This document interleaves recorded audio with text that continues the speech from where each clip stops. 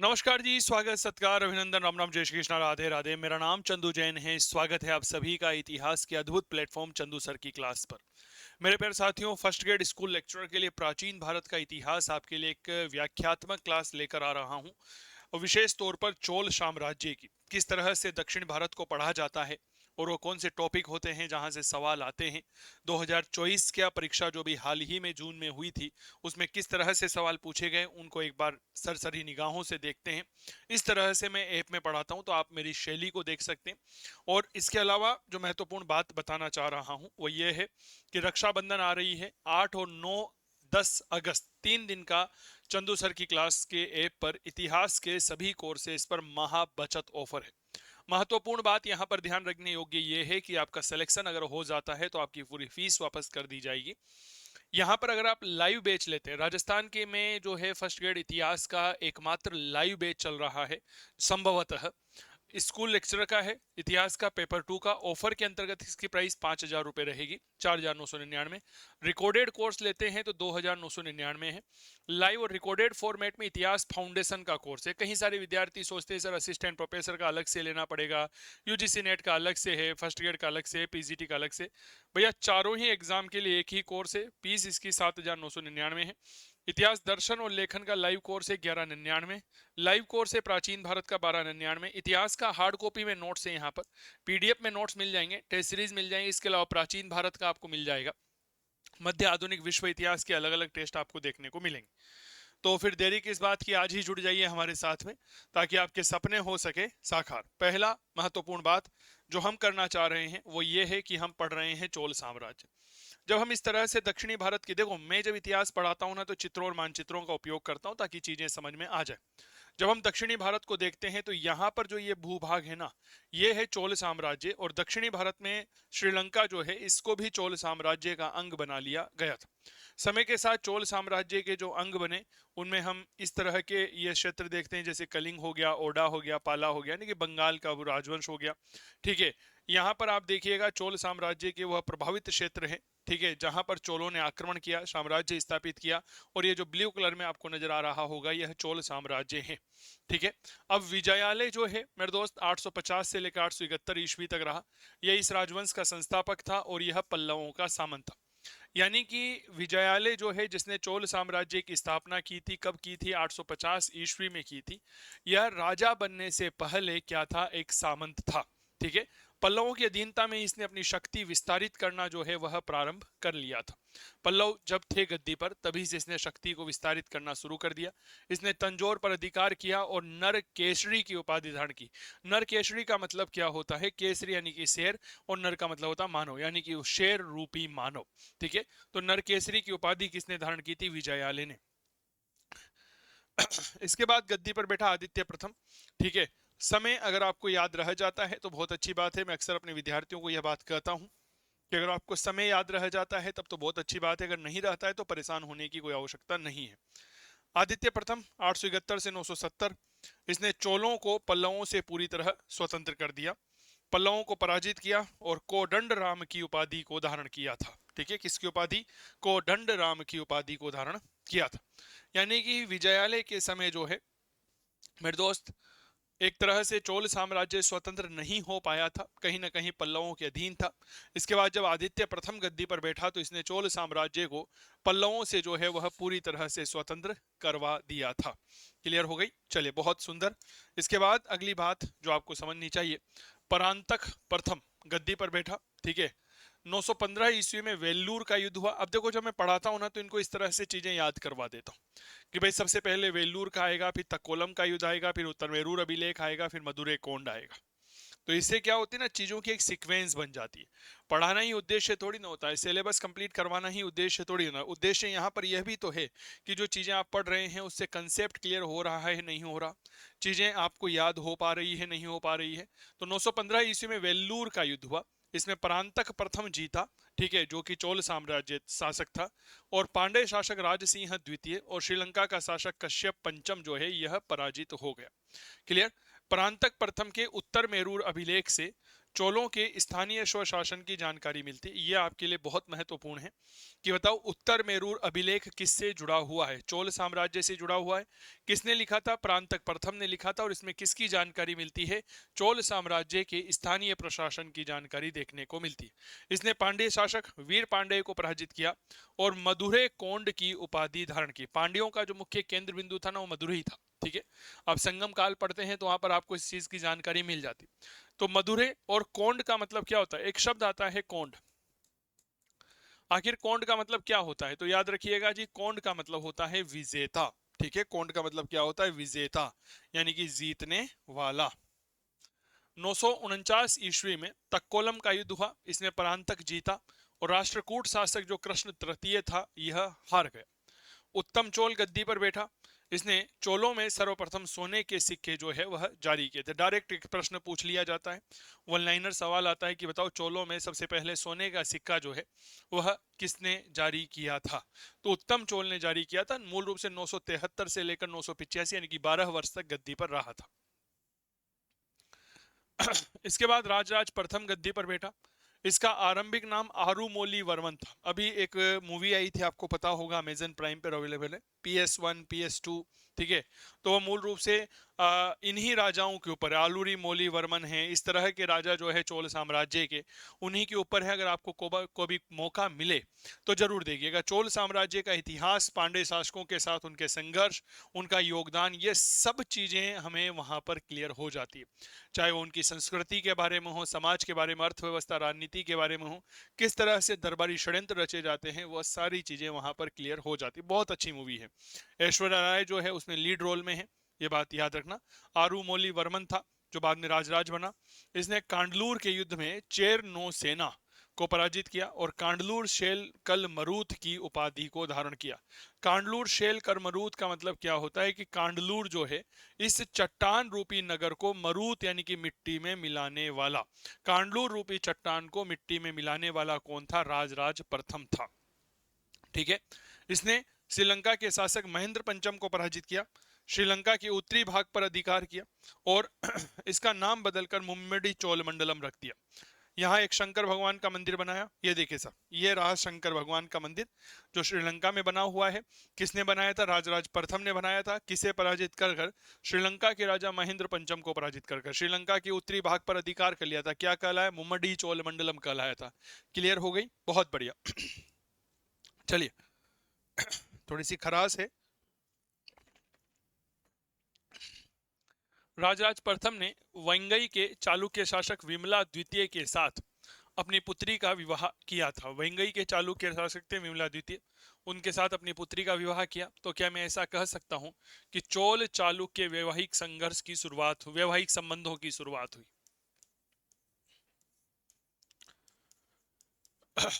चोल चालुक्य वैवाहिक जो संबंध है, इनकी शुरुआत हमें यहाँ पर देखने को मिल जाती है। राजराज प्रथम ने वंगई के राजकुमार शक्तिवर्मन को चोड़ भीम के विरुद्ध सैनिक सहायता दी और मालदीव को जीता था। तो राजराज प्रथम ने वेंगई के राजकुमार हुआ करते थे शक्तिवर्मन, इनको चोड़ भीम के विरुद्ध एक सैनिक सहायता दी थी, मालदीव को जीत लिया था। अब ये मालदीव कहाँ पड़ता है आपको ये भी तो पता होना चाहिए, बहुत चर्चा में रहता है लक्षद्वीप मालदीव। ठीक है, हमारे प्रधानमंत्री जी ने लक्षद्वीप की यात्रा की, भाई साहब मालदीव की अर्थव्यवस्था हिल करके रख दी थी। तो ये आप देखिएगा, ये हमारा भारत है, दक्षिणी भारत, यहाँ पर पड़ता है आपका लक्षद्वीप और यहाँ पर है आपका मालदीव। ठीक है, मालदीव की जो राजधानी है यह माले है। तो मुश्किल से जो है एक तरह से श्रीलंका से भी ज्यादा दूर है मालदीव्स। ठीक है, अभी हाल ही में हमारे देश के प्रधानमंत्री ने यहाँ पर यात्रा की थी।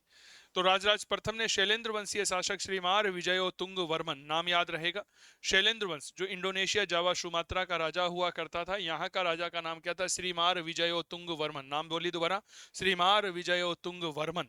ठीक है, इसको नागपट्टनम में बौद्ध विहार बनाने की अनुमति दी थी। यह प्रश्न आपके असिस्टेंट प्रोफेसर में पूछा गया है कि बताइए राजराज प्रथम ने किस शैलेंद्र वंशीय शासक को जो है बौद्ध विहार बनाने की अनुमति दी थी?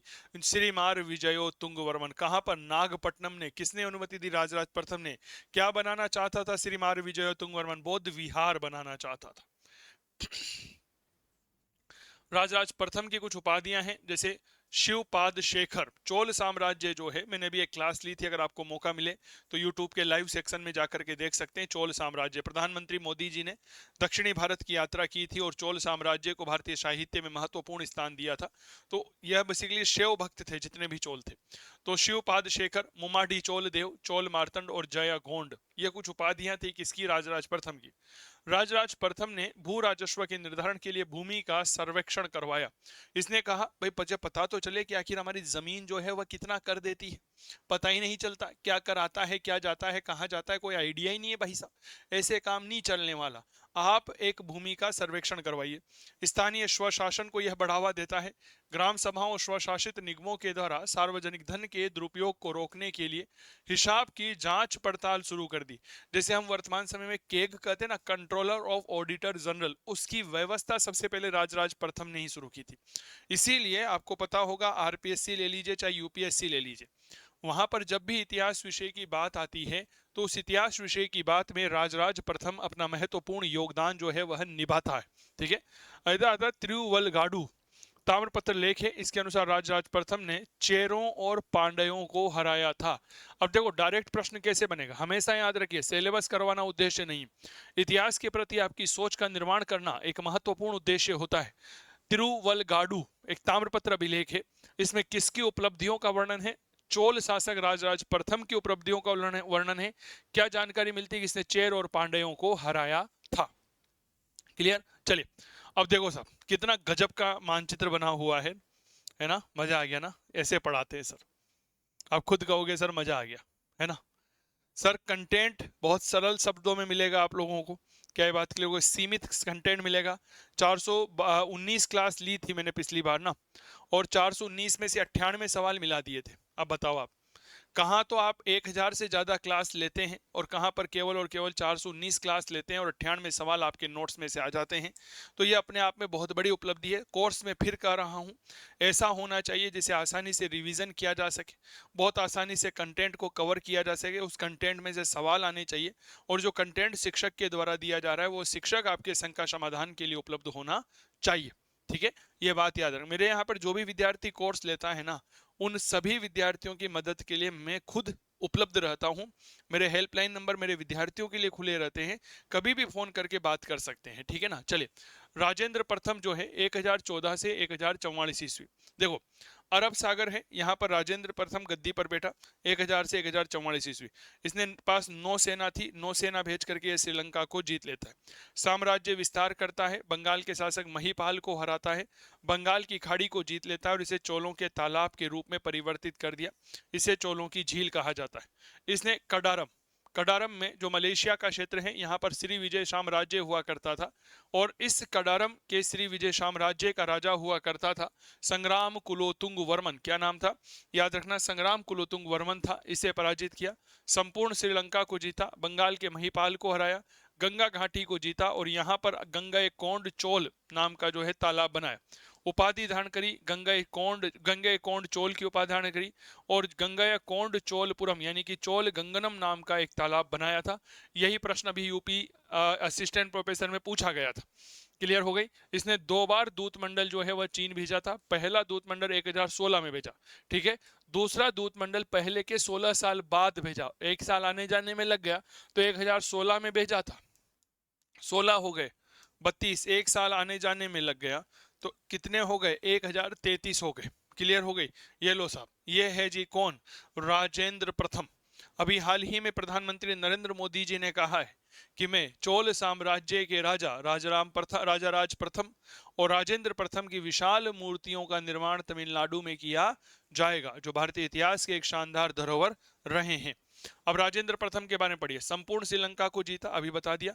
इसने बंगाल के पाल शासक महिपाल को पराजित किया, गंगा घाटी तक चोल साम्राज्य का विस्तार किया, और यहाँ पर गंगा कोंड चोल की उपाधि को धारण किया। कोंड का मतलब मैंने पहले भी बताया उपाधि, गंगा का मतलब गंगा, और चोल का मतलब चोल शासक, तो गंगा को जीतने वाला चोल शासक। गंगा कोंड चोलपुरम नामक नगर बसाया, इसे राजधानी बनाया, और यहाँ पर चोल गंगनम नाम का एक तालाब बनाया। एक गाना आया था सर, ये गंगनम स्टाइल, ये गंगनम स्टाइल, समझ में आ गई क्या? बस ये बात याद रखना, चोल गंगनम नाम का तालाब बनवाया था। क्या बात है, देखो भैया प्रचार प्रसार बेहद जरूरी है। स्पेशल रक्षाबंधन का ऑफर है 8 से लेकर 10 अगस्त तक, 3 दिन का एक महा बचत ऑफर लेकर आ रहा हूँ। सबसे बड़ा अवसर है सर, जहां पर चंदू सर की क्लास मोबाइल एप्लीकेशन पर आप गूगल प्ले स्टोर से हमारा एप्लीकेशन डाउनलोड कर सकते हैं, डेट इज चंदू सर की क्लास। यहाँ पर इतिहास के सभी कोर्सेज पर जो है भारी डिस्काउंट चल रहा है। साथ ही अगर आपका चयन हो जाता है, और होगा क्यों नहीं, तैयारी करोगे तो होगा, तो आपने जो फीस जमा करवाई है वो वापस कर दी जाएगी। फर्स्ट ग्रेड इतिहास का लाइव बैच है, संभवतः राजस्थान के इतिहास का एकमात्र भी इस समय चल रहा लाइव बैच रहेगा यह, जो कि 4,999 का है। पेपर 2 का संपूर्ण पाठ्यक्रम करवाऊंगा, प्राचीन मध्य आधुनिक विश्व और राजस्थान। रिकॉर्डेड कोर्स है आरपीएससी फर्स्ट ग्रेड इतिहास पेपर 2 का 2,999। लाइव और रिकॉर्डेड दोनों फॉर्मेट में इतिहास का फाउंडेशन कोर्स है असिस्टेंट प्रोफेसर यूजीसी नेट और पीजीटी के लिए, केवल और केवल 7,999। कई सारे विद्यार्थी कहते हैं कि सर अलग अलग कोर्स नहीं, एक ही ले लेंगे। इतिहास दर्शन है असिस्टेंट प्रोफेसर के लिए, प्राचीन भारत है, नोट्स आप घर बैठे मंगवा सकते हैं, हार्ड कॉपी में सॉफ्ट कॉपी में दोनों। टेस्ट सीरीज है, इंडिविजुअल जो है आपके कोर्स मिल जाएंगे, प्राचीन भारत मध्यकालीन आधुनिक विश्व इतिहास के। ठीक है, तो ये सब चीजें आप सभी के लिए है। क्लियर? तो ऑफर याद रखिएगा, कब कब है, 8 और 9 अगस्त 10 अगस्त को है। सैयारा रे सैयारा। ठीक है मेरे दोस्त, बहुत बढ़िया। तो गंगा कोंड चोल की उपाधारण की, गंगा कोंड चोलपुरम नामक नगर बसाया, इसे राजधानी बनाया, चोल गंगनम नामक तालाब बनाया था। राजेंद्र प्रथम के पास नौसेना भी थी सर, नौसेना जो समुद्र में चलती थी। इसने बंगाल की खाड़ी को पार करके कडारम यानी कि मलेशिया के श्री विजय साम्राज्य के राजा संग्राम कुलोतुंग वर्मन को पराजित किया और कडार कोंड की उपाधारण की। कडार, कडारम, कोंड का मतलब विजेता, कडारम यानी कि कडार को जीतने वाला राजा। बंगाल की खाड़ी, इसे चोलों का तालाब, चोलों की झील कहा जाने लगा था। अरब सागर जो है इस पर प्रभुता स्थापित की। जावा सुमात्रा को जीता। जावा सुमात्रा में शैलेंद्र वंश का शासन था, जो कि इंडोनेशिया में हुआ करता था। यानी कि जो चोल साम्राज्य हमारे दक्षिणी भारत में स्थापित होता है, वह चोल साम्राज्य एक समय के बाद में श्रीलंका होता हुआ जो है मेरे दोस्त, श्रीलंका होता हुआ मलेशिया इंडोनेशिया तक पहुंच जाता है। इसने इंडोनेशिया में शैलेंद्र वंश और मलेशिया यानी कि कडार कोंड में जो है मेरे दोस्त किसे पराजित किया था, श्री विजय साम्राज्य को पराजित किया था। राजेंद्र प्रथम ने चेर और पांडे शासकों को हराया। अपने पुत्र राजाधिराज प्रथम को पांडे प्रदेश का महामंडलेश्वर यानी कि वायसराय बनाया था और इसे चोल पांडे की उपाधि दी थी। सर कितना नया प्रश्न है। मैं दावे के साथ कह सकता हूं इतिहास के विद्यार्थियों आपको शायद इसकी जानकारी नहीं होगी। बताइए राजेंद्र प्रथम ने अपने किस पुत्र को पांड्य प्रदेश का महामंडलेश्वर बनाया था यानी कि गवर्नर बनाया था? हमारे भारत में यह परंपरा चलती रही। मौर्य साम्राज्य में बिंदुसार ने अपने पुत्र अशोक को उज्जैन का प्रशासक बनाया था। जब अशोक उज्जैन के बाद तक्षशिला के विद्रोह का दमन कर देता है तो उसे वहां का भी प्रशासक बना दिया गया था। तो यह परंपरा हमारे समाज में रही है। इसीलिए क्या कहा जाता है कि अशोक राजा बनने से पहले उज्जैन और तक्षशिला का गवर्नर हुआ करता था। तो राजाधिराज जो है यह पांडे प्रदेश का महामंडलेश्वर था। चोल पांडे की उपाधि प्रदान की थी। इसने वैदिक शिक्षा को बढ़ावा देने के लिए वैदिक महाविद्यालय की स्थापना की। यह प्रश्न आपके यूजीसी नेट में पूछा गया। बताइए वैदिक महाविद्यालय की स्थापना करने वाला चोल शासक कौन था? राजेंद्र प्रथम हुआ करता था। क्लियर? आगे बढ़िएगा। अगला महत्वपूर्ण राजा राजाधिराज प्रथम राजेंद्र का बेटा है। कल्याणी के चालुक्य शासक सोमेश्वर प्रथम को क्रमशः धान्य, कटक और पुंडूर के युद्धों में हरा दिया। कल्याणी में ही अपना राज्याभिषेक करवाया। कल्याणी का चालुक्य राजा हुआ करता था सोमेश्वर प्रथम। भाई सब ज्यादा बदमाशी कर रहा था। इधर राजेंद्र प्रथम के बेटे और राजा के पुत्र पौत्र राजाधिराज ने सोमेश्वर प्रथम को, जो कल्याणी के चालुक्य शासक था, इसे धान्य, कटक और पुंडूर के युद्धों में भाई साहब बुरी तरह हराया और वहीं पर कल्याणी में अपना राज तिलक किया था। ठीक है, इसने अश्वमेध यज्ञ किया था। अब आप अश्वमेध यज्ञ जानते हो, रामायण आपने कोरोना काल में खूब भरपूर देखी होगी।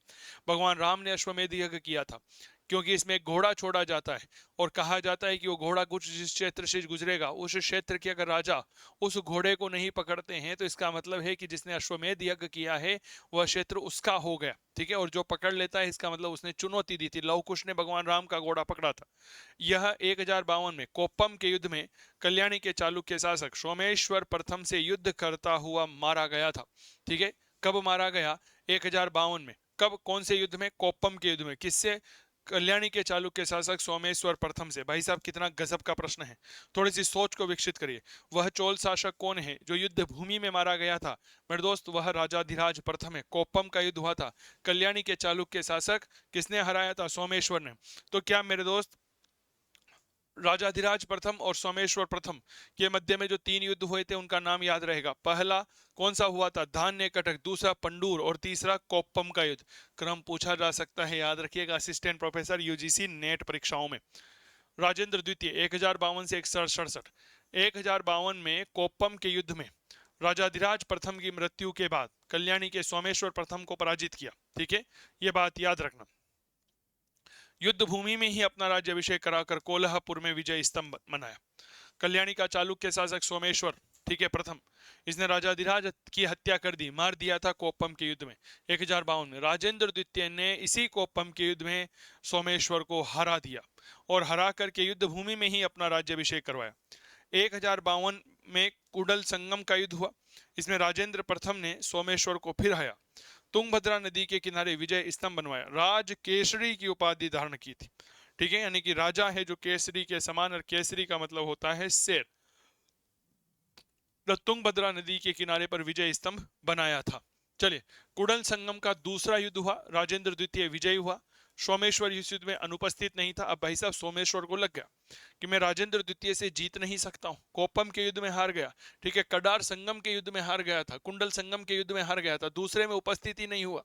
क्या बात के लिए डर गया कि ये तो भाई साहब पीटेगा जी यार, बुरी तरह पीटेगा, तो उपस्थित नहीं था। परिणामतः इसने अपनी सेना को पराजय के बाद तुंगभद्रा नदी में ही कूद करके आत्महत्या कर ली। क्या बात क्लियर हो गई? एक बात याद रखिएगा, पांचों उंगलियां बराबर नहीं होती। अधिराजेंद्र गद्दी पर बैठा, ठीक है, एक क्रूर शासक था सर, बेहद क्रूर। जनता पर बेहद ज्यादा कर लगा दिए थे इसने। जनता क्रुद्ध हो गई और क्रुद्ध होकर के इसने इसकी हत्या कर दी। भीड़ ने ही मार दिया सर। किसे मार दिया? अधिराजेंद्र को मार दिया। क्या ये बात क्लियर? अधिराजेंद्र ने जो है इसकी हत्या कर दी गई। इसके बाद सम्राट कुलतुंग वर्मन प्रथम, ठीक है, वंगई का चालुक्य शासक राजेंद्र द्वितीय कुलतुंग प्रथम के नाम से ही गद्दी पर बैठा और चोल राजा था। यानी कि समझिएगा कि वेंगई का जो चालुक्य राजा था राजेंद्र द्वितीय, मूल रूप से यही राजा जो है कुलतुंग प्रथम के नाम से चोल शासक बना था। इसके समय श्रीलंका के शासक विजय भाऊ ने चोलों से स्वतंत्रता की घोषणा कर दी और इसका पुत्र था वीर पप्पे रुमाल से कुलतुंग प्रथम ने अपनी पुत्री से का विवाह किया। देखिए, कुलतुंग प्रथम जो है यह श्रीलंका के साथ कोई संघर्ष नहीं चाहता था। श्रीलंका का एक राजा था विजय बाहु, उसने कहा यार चोल ही नहीं रहे तो हम क्यों अधीन रहे, तो भाई साहब स्वतंत्रता की घोषणा कर दी। विजय बाहु का एक पुत्र था वीर पप्पे रुमाल। बोला जी कोई बढ़िया छोरी वोरी हो तो बताओ, छोरा योग्य है? बोला जी है जी, मेरी खुद की है। तो कुलतुंग प्रथम ने अपनी पुत्री का विवाह कर दिया। चोल शासक राजराज द्वितीय और कुलतुंग प्रथम की प्रशंसा तमिल देव के रूप में की जाती है। किस रूप में की जाती है भैया? ये कौन था? तमिल देव है, यानी कि तमिलों में देव है। कुलतुंग प्रथम ने व्यापार में बाधक अनावश्यक करों को हटा दिया। 1077 ईस्वी में इसने 72 व्यापारियों का एक प्रतिनिधिमंडल चीन भेजा। यह प्रश्न डायरेक्ट पूछा गया था एक बार 2015 से 16 की यूजीसी नेट का पेपर हुआ था उसमें। कुलतुंग प्रथम ने चीन में कितने दूत भेजे थे? 72। कब भेजे थे? 1077 में भेजे थे भाई साहब। भेजने तो 77 थे पर 5 मर गए थे, तो 72 ही गए थे। इसने सोने के सिक्के चलाए थे। कौन से सिक्के? गोल्ड कॉइन चलाए थे। और एक उपाधि धारण की थी, डेट इज मले नडु कोंड चोलम। कौन सी उपाधि? मले नडु कोंड चोलम की उपाधि को धारण किया था। इसने कलिंग के विरुद्ध 2 बार सैन्य अभियान किया था। इसने मंदिर निर्माण में कोई सहयोग नहीं किया। शैव धर्म का अनुयायी था। परिणामतः इसने चिदम्बरम के नटराज मंदिर में, जो एक शैव मंदिर था, गोविंद राज की, भगवान विष्णु की एक प्रतिमा थी, उसको उठाकर के समुद्र में फिकवा दिया था। यानी कि सम्राट कुलतुंग प्रथम जो है यह शैव धर्म का अनुयायी था। ठीक है, चिदम्बरम के नटराज मंदिर में एक गोविंद राज की प्रतिमा थी, इस प्रतिमा को समुद्र में फिकवा दिया था। हमारे एक प्यारे साथी कह रहे हैं सर बहुत अच्छा पढ़ाते हो। धन्यवाद भाई आपका। मेरे दोस्त ये तो यूट्यूब पर क्लास ले रहा हूँ, इसलिए क्या है थोड़ा सा एक परिचर्चा करनी पड़ती है, ठीक है, बातें करनी पड़ती है, एड जो है विज्ञापन बताना पड़ता है कि भाई इस तरह हमारा रक्षाबंधन का ऑफर 8, 9 और 10 3 दिन रहेगा। नहीं तो जब ऐप में क्लास चलती है तो एक अलग माहौल होता है। क्या ये बात क्लियर हो गई क्या? वहां पर तो विद्यार्थियों को पता ही नहीं चलता कि सर क्या मजा आ गया, 3-3 2-2 घंटे की, 2.5-2.5 घंटे की, 1.5-1.5 घंटे की क्लास हो जाती है।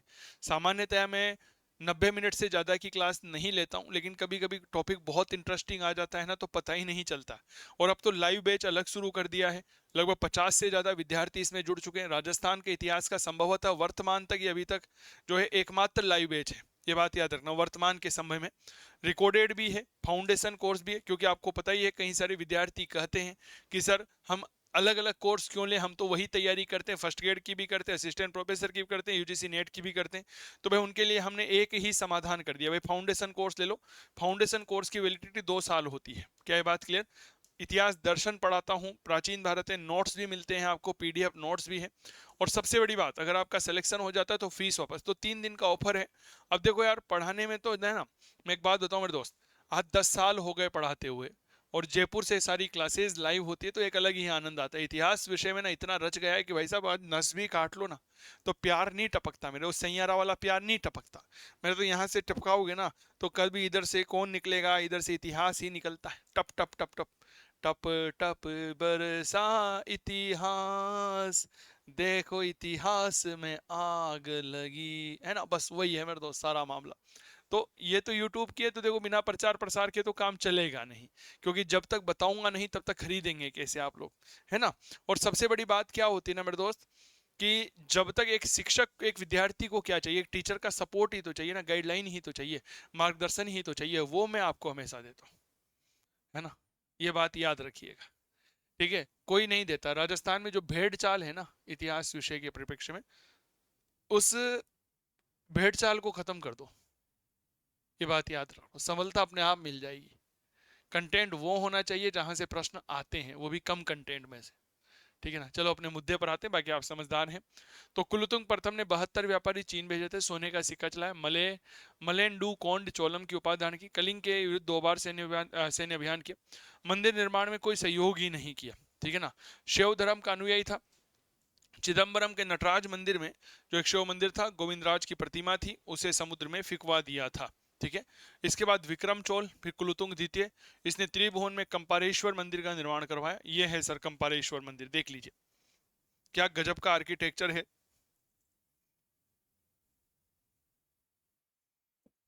बहुत ही शानदार आर्किटेक्चर कंपारेश्वर मंदिर का। इसके बाद राजेंद्र तृतीय, चोल वंश का यह अंतिम शासक था। इसके बाद चोल साम्राज्य पर पांड्य राजवंश का अधिकार हो गया, यानी कि पल्लवों से शुरू हुआ था। पल्लवों का सामंत था कौन? विजयालय। उसने अलग होकर के जो है चोल साम्राज्य की स्थापना की। और मेरे दोस्त उसके बाद चोल साम्राज्य के बाद जो है पांड्य राजवंश जो है वह गद्दी पर आ गया। तो पल्लव, पल्लव के बाद चोल और पांड्य। भाई साहब इतिहास को पढ़ने के बाद ना एक चीज बहुत अच्छे से महसूस होती है, बताओ क्या? कि कोई भी चीज इस संसार में जो है वह स्थायी नहीं है। क्लियर? चलो, रक्षाबंधन ऑफर पता ही है, 8, 9 और 10 अगस्त को रहेगा। चोल काल का प्रशासन देखो, प्रशासन राजतंत्रात्मक था। राजतंत्रात्मक प्रशासन जो है, इसमें राजा जो है वह किस भूमिका में होता है? प्रधान की भूमिका में होता है। अधिकारी तंत्र था। उच्च श्रेणी के जो है पेरुंदनम कहलाते थे, निम्न श्रेणी के अधिकारी सिरुंदनम कहलाते थे। यानी कि उच्च श्रेणी के जो अधिकारी थे उन्हें पेरुंदनम कहा जाता था, निम्न श्रेणी के अधिकारी सिरुंदनम कहलाते थे। आपने क्या दक्षिण भारत के पेपर का कभी एनालिसिस किया है? कभी पेपरों का एनालिसिस करिएगा, 2013 से लेकर के 2024 तक जितने भी पेपर हुए हैं, दक्षिणी भारत में जितने भी सवाल पूछे गए हैं, उनमें से 80% सवाल प्रशासन के शब्द, सॉरी 80% सवाल जो है वह शब्दावली से पूछे जाते हैं, यही शब्द। सिरुंदनम कौन है, पेरुंदनम कौन है, ये सब चीजें, ठीक है। तिरुवाय केलवी, ये क्या होता है? यह होता है राजा के मौखिक आदेश, ठीक है। इसके बाद आता है वडे कक्का, राजा के अंग रक्षक। एक आता है उडेन कुट्टम, राजा के निजी सहायक होते हैं सर ये, ठीक है, जिन्हें हम पीए कहते हैं, जो राजा के आदेशों को लिखते थे, ठीक है। इन्हें वेतन के रूप में भूमि दी जाती थी। देखो सर, कभी आप असिस्टेंट प्रोफेसर का इंटरव्यू दोगे तो आपको समस्या नहीं आएगी, मैंने इस तरह से लिखा है। उडेन कुट्टम का शाब्दिक अर्थ क्या होता है? जो हमेशा प्रस्तुत रहते हों, यानी कि सदा सदा के लिए उपस्थित रहने वाले राजा के निजी सहायक, जो राजा के आदेशों को लिपिबद्ध करते थे। इन्हें वेतन के रूप में भूमि प्रदान की जाती थी। एक शब्द होता है पणी मक्कल, ये सेवक या नौकर है। आदि आदिग रिगल, वह व्यक्ति जो सैनिक और असैनिक दोनों काम कर ले, यानी कि 2 in 1 भाई साहब। वो कहते हैं ना, एक ऐसा व्यक्ति चाहिए जो ड्राइवरी भी कर ले और ऑफिस भी संभाल ले, तो उसे हम क्या कहेंगे, आदिग रीगल कहेंगे। ठीक है, चलिए। चोल साम्राज्य इतिहास में मंत्रिमंडल का उपयोग नहीं किया जाता था। फिर चोलों का प्रशासन चलता कैसे था भाई साहब? जब मंत्री नहीं थे तो अधिकारी तंत्र यानी कि लाल फीता शाही जो है उसके माध्यम से प्रशासन चलाया जाता था। राजा शासन संचालन के लिए अधिकारियों से सलाह लेता था। मंत्रिमंडल नहीं थे, अधिकारी, कुछ प्रमुख अधिकारी जैसे ओले नायकम प्रधान सचिव हुआ करता था, जिसे हम चीफ सेक्रेटरी कहते हैं। सिरुंदनम प्रधान कर्मचारी है। विडयाधिकरणिक, विदया एक शब्द आता है, विडयाधिकरणिक कार्य प्रेक्षक होता है यह। एक होता है नट्टू विरकले, राजा और प्रजा के मध्य का एक अधिकारी। एक होता है आणत्ती, राजा के आदेशों को प्रेक्षित करने वाला। एक होता है मुग्गवेटी या पटोल, यह क्या होता है, एक प्रकार का बाबू होता है। चोलों का स्थानीय प्रशासन या स्वशासन देखिए। अब देखिए, आप देखिए मैं किस तरह से पढ़ा रहा हूं। सबसे पहले चोलों की राजनीति पढ़ा दी ना, ठीक है। उसके बाद चोल काल का प्रशासन मैंने पढ़ा दिया। अब इस प्रशासन पढ़ने के बाद में स्थानीय स्वशासन पढ़ना जरूरी है। क्यों? क्योंकि प्रांतक प्रथम ने उत्तर मेरूर अभिलेख लिखा है और उस उत्तर मेरूर अभिलेख में हमें चोलों की स्थानीय प्रशासन की जानकारी देखने को मिलती है। ठीक है, तो प्रांतक प्रथम ने उत्तर मेरूर अभिलेख से। स्थानीय प्रशासन 3 प्रकार की जो है वह सभा होती थी। पहला उर, यह ग्राम सभा थी जिसकी कार्यकारिणी समिति आलू गणम कहलाती थी। आलू गणम क्या थी? एक प्रकार की ग्राम सभा थी। ग्राम सभा की कार्यकारिणी समिति थी यह। महासभा, गांव के वरिष्ठ ब्राह्मणों की सभा। नगरम, व्यापारियों की एक सभा होती थी। नगरम क्या थी? व्यापारियों की सभा।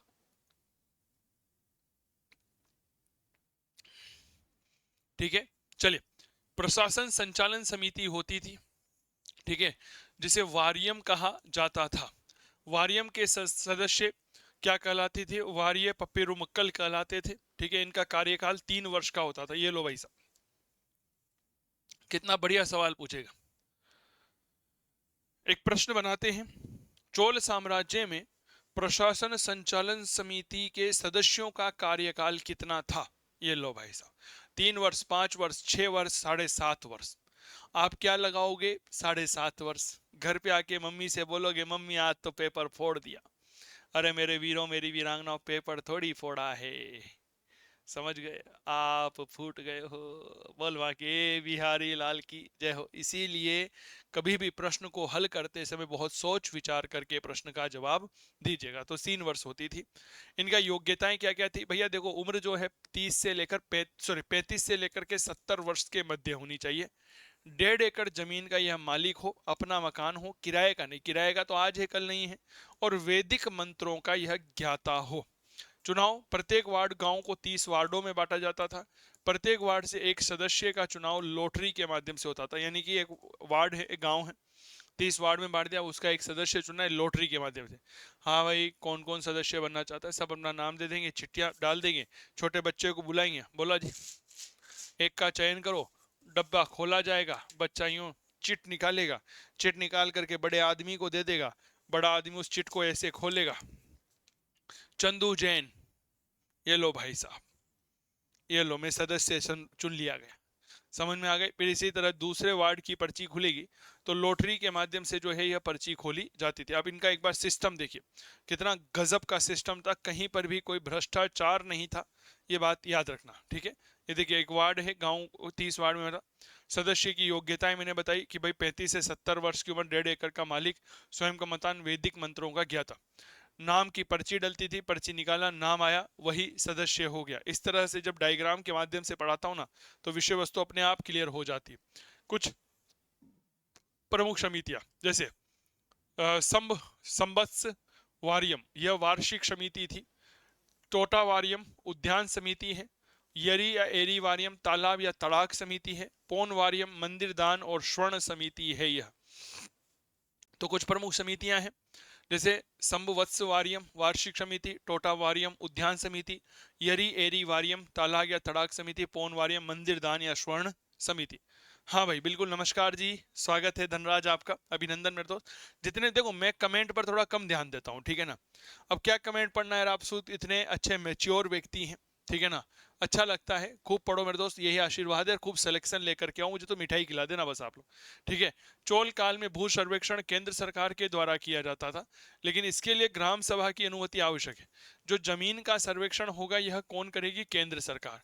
लेकिन किसकी परमिशन लेगी? ग्राम सभा। यानी कि ग्राम सभा चोल साम्राज्य में इतनी ज्यादा शक्तिशाली थी कि केंद्र सरकार भी उसकी अनुमति के बिना जमीनों का सर्वेक्षण का कार्य नहीं कर सकती थी। जस्ट एक बार इमेजिन कर कर देखिए आप लोग, जस्ट एक बार कल्पना कर करके देखिए। यह प्रश्न असिस्टेंट प्रोफेसर में आया। अब राज्य शायद हरियाणा था या एमपी था, इस तरह का था। भूमि कर संग्रह का कार्य ग्राम सभा के द्वारा किया जाता था। देखो, भूमि कर का जो सर्वेक्षण है, भूमि का सर्वेक्षण केंद्र सरकार करेगी, ग्राम सभा की अनुमति होगी, और जो भूमि कर संग्रह है यह ग्राम सभा करेगी। उद्योगों में नारियल उद्योग बहुत प्रमुख था। श्रेणी व्यापारियों का संगठन, और पूग क्या होता था? शिल्पियों का संगठन कहलाता था। ठीक है, क्लियर। चलिए आगे बढ़िए। कुछ प्रशासनिक विभाग थे, जैसे साम्राज्य। साम्राज्य के बाद मंडलम, जिसे प्रांत कहा जाते थे, इनकी संख्या 8 थी। कोट्टम या वलनाडु एक तरह से संभाग हो गए। नाडु या नट्टार स्थानीय सभा। कुर्रम गांवों का संघ है, गांव है, और कुडुंब है, गांव का एक वार्ड है। सर ये मंडलम, कोट्टम और नाडु, इनका आपसे क्रम पूछ लिया जाता है। वह ऊपर वाला यानी कि आरोही भी पूछ सकता है और अवरोही भी पूछ सकता है, ये बात थोड़ा सा याद रखना। ठीक है। एक शब्द आता है तनियूर या कंकुर, तंकुरम। बड़े गांव जो एकल इकाई के रूप में शासन कार्य करते थे। क्लियर। चोल काल की राजस्व व्यवस्था को थोड़ा सा पढ़िएगा। भूमि कर राज्य की आय का मुख्य माध्यम था, जो कल कृषि उत्पादन का 1/3 भाग था। जो भूमि कर है ना, वह राज्य की आय का एक मुख्य माध्यम हुआ करता था, और मेरे दोस्त यह कुल कृषि उत्पादन का 1/3 हुआ करता था। भूमि को कुल मिलाकर के 12 कोटियों में बांटा जाता था, यानी कि 12 भागों में था। भूमि के एक प्रमुख प्रकार, जैसे प्रभु नामम, नाम से ही पता चल रहा है प्रभु। प्रभु कौन? ईश्वर। और ईश्वर कौन होता था? राजा, यानी कि राजा की अधीन भूमि। मट्टपुरम मंदिरों या मठों की अधीन भूमि। ब्रह्मदेव ब्राह्मणों को दी जाने वाली भूमि। देवदान, देवप्रहार, देवप्रहा ये मंदिरों को दी जाती थी। शाला भोग शैक्षणिक प्रयोजन हेतु। अग्रहार ब्राह्मणों को सामूहिक रूप से दी जाने वाली भूमि। देखो, थोड़ा सा दिल और दिमाग से पढ़ोगे ना तो ये चीजें याद हो जाएगी। प्रभु मान्यम, प्रभु यानी कि ईश्वर। ईश्वर कौन? राजा। ये लो भाई साहब, राजा को दे दी। मढ़पुरम, मढ़ यानी कि मठ, मठ यानी कि मंदिर। ये लो सर, मठ या मंदिरों के दिन। ब्रह्मदेव, ब्रह्म यानी कि ब्राह्मण, ब्राह्मणों को दी जाने वाली भूमि। देवदान, देव मंदिरों में रहते हैं। शाला भोग, बताओ कहाँ जाते हो पढ़ने? पाठशाला। कहते हो नहीं कहते? गुरुजी आ गए सर, पाठशाला शुरू हो गई। शाला बोले तो स्कूल, शैक्षणिक प्रयोजन से दी गई। अग्रहार गण योग्य, यानी कि ब्राह्मण जो है 5-7, उनको सामूहिक रूप से भूमि दे दी। कुछ शब्दावली है, जैसे चतुर्वेदी मंगलम, ब्रह्मदेव गांव है। वारी वारी वारी पपोत्रम लगान है। पुरु पुवीर, ठीक है, यह क्या है? एक प्रकार का भूमि कर है। ठीक है। वरितपोरक है ना, वरित पोत्रक राजस्व विभाग का प्रमुख। वेली भूमि माप की एक इकाई। कलम माप है। काशु स्वर्ण सिक्के हैं। आयम क्या है? राजस्व है। अब मेरे प्यारे साथियों, यह वो शब्द हैं जो आपकी परीक्षा में बार बार पूछे जाते हैं और जहां से सवाल भी बनते हैं। रक्षाबंधन का विशेष ऑफर है, मैं बताऊंगा नहीं बार बार, आप सब बहुत अच्छे से जानते हो यार। आपका अपना प्लेटफॉर्म है, कोई मेरा थोड़ी ना, आपका ही तो है। तो आपके अपने प्लेटफॉर्म पर 8, 9, 10 अगस्त यानी कि 3 दिन, रक्षाबंधन के पहले भी, रक्षाबंधन के दिन भी, रक्षाबंधन के बाद भी ऑफर चल रहा है सभी कोर्सेज पर। बहुत से विद्यार्थी कहते हैं सर लाइव कोर्स तो कोई देता ही नहीं है। 2020 में किसी ने कोरोना के समय रिकॉर्ड किया था, वही कोर्स अब तक चला रहा है। भैया मेरे यहाँ ऐसा नहीं होता, मैं लाइव पढ़ाता हूँ। ठीक है ना, लाइव कोर्स मिल जाएगा, रिकॉर्डेड भी मिल जाएगा, लाइव रिकॉर्डेड भी है। तो 18 से ज्यादा कोर्स है। सबसे बड़ी बात, सिलेक्शन होने पर पूरी फीस वापस और फुल सपोर्ट है विद्यार्थियों को। तो डाउनलोड कर लीजिएगा चंदू सर की class mobile application, Google play store पर मिल जाएगा। इसका लिंक जो है वह भी मैंने डिस्क्रिप्शन में दे रखा है। चलिए, चोल काल के कुछ प्रमुख कर देखिएगा, जैसे मरमजाडी एक प्रकार का वृक्ष कर है। वली आयम सड़क या पथ कर है। मने दूरू एक ग्रह कर है। पाडी वाकल कूती ये ग्राम कर है। कड़मे सुपारी के बागान पर लगने वाला कर है। पड़ी कावल ग्राम समुदाय का कर है, ग्राम सुरक्षा कर है। कई कई इरे कड इरे व्यापारिक प्रतिष्ठान पर लगने वाला एक प्रकार का कर है। तरी दूरे हथकरघों पर लगने वाला कर। सेकरे तेल घानी पर लगने वाला कर। सेतरे व्यापार कर। तटोली या ततार पातम सुनार पर कर, ओलू कुकनीर पातम जलाशयों पर कर, उपायम नमक कर, कीड़ा काशु नर पशुधन पर कर, मगने में लुहार कुम्हार या बढ़ई पर लगने वाला कर, वाशलियम द्वार कर। ठीक है, तो यह वह कर थी, राजस्व व्यवस्था थी जो आपके लिए थोड़ा सा, अब देखो इन शब्दावलियों को पढ़ने के बाद ना ऐसा लगता है कि एक सेरेडोन ले लें भाई साहब, माथो भरना ही क्यों। लेकिन घबराने की जरूरत नहीं है, देखो अभी से माथा भरना जाएगा तो कैसे काम चलेगा। अभी तो पूरा फर्स्ट ग्रेड की तैयारी पड़ी है, असिस्टेंट प्रोफेसर की तैयारी पड़ी है, फिर घबराना नहीं है मेरे दोस्त। जीत के आगे ही जो है, डर के आगे ही जीत है। थोड़ा सा पढ़ लो, ज़्यादा नहीं, 7-8 घंटे डेली पढ़ लो, सिलेक्शन हो जाएगा। इनको लिख लिख करके याद करो, अपने आप याद हो जाएगी। ठीक है, चलिए। कुचैल काल का सैन्य संगठन, भाई साहब कोई नहीं पढ़ाता। राजनीति पढ़ा दिया, प्रशासन पढ़ा दिया, स्थानीय प्रशासन पढ़ा दिया, भू राजस्व व्यवस्था पढ़ा दिया, रेवेन्यू सिस्टम पढ़ा दिया, मिलिट्री सिस्टम पढ़ा रहा हूँ। कोई नहीं पढ़ाता, इतनी सीक्वेंस से नहीं पढ़ाता, इतना स्पष्टीकरण दे दे करके कोई नहीं पढ़ाता, इतना समझा करके कोई नहीं पढ़ाता। ठीक है, सेना जो है यह महासेना ही कहलाती थी। सेना के 4 भाग थे, रथ सेना, धनुर्धर, अश्व और गज सेना। चोलों के पास 9 सेना थी लेकिन रथ सेना नहीं थी। अब देखो सेना के 4 भाग है ना, ठीक है, लेकिन कहीं पर भी 9 सेना का नाम नहीं है। पैदल है, धनुर्धर है, अश्व है और गज है। 9 सेना थी लेकिन रथ सेना नहीं थी। मैंने प्रश्न भी बनाया, निम्नलिखित में से चोल काल में कौन सी सेना नहीं थी? महादंड नायक प्रधान सेनापति, गुल्फ सेना की टुकड़ी नायक, सेना की टुकड़ी का प्रधान, कड़गम सेना का एक बैरक। ठीक है, चोल काल का समाज देखो, सोसाइटी अलग से पढ़ाइए। समाज 2 भागों में था, ब्राह्मण और अब्राह्मण, यानी कि 2 वर्ग थे। दक्षिणपंथी अधिकार इनके पास ज्यादा थे, कृषि प्रधान था। एक होता है वामपंथी, अधिकार कम, व्यापार उद्योग प्रधान था। ठीक है, इस समाज में कहीं पर भी क्षत्रिय और वैश्य नहीं थे। अब देखो दक्षिणपंथी और वामपंथी जो थे ना, इन दोनों में हमेशा ही सत्ता के लिए संघर्ष होता रहता था। ठीक है, किसके लिए संघर्ष होता था? सत्ता के लिए। यहाँ पर दास प्रथा, सती प्रथा, देवदासी प्रथा थी। चोल शासक प्रांतक द्वितीय की पत्नी वनवन जो है वह सती हुई थी। यह प्रश्न आपके पूछा जाता है।